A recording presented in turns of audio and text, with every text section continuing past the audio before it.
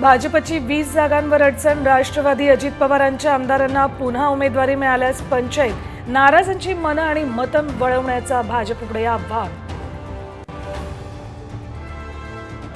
विधानसभेत जास्त नाही तर समसमान जागा हव्या, शिंदे गटाच्या अर्जुन खोतकरांची मागणी।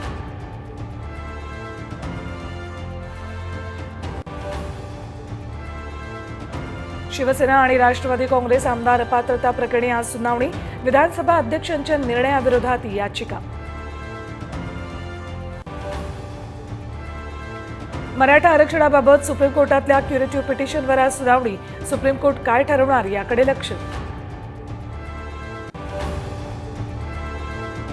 साताऱ्यातील गणेश विसर्जन मिरवणुकीवरून उदयनराजे शंभूराज देसाई आमने सामने, डॉल्बीसाठी उदयनराजेंचा पोलीस अधीक्षकांना फोन, तर नियम न पाळल्यास कारवाई, देसाईंचा इशारा। महाराष्ट्र शिक्षक पात्रता परीक्षा 2024चं वेळापत्रक जाहीर, 10 नोव्हेंबरला होणार परीक्षा।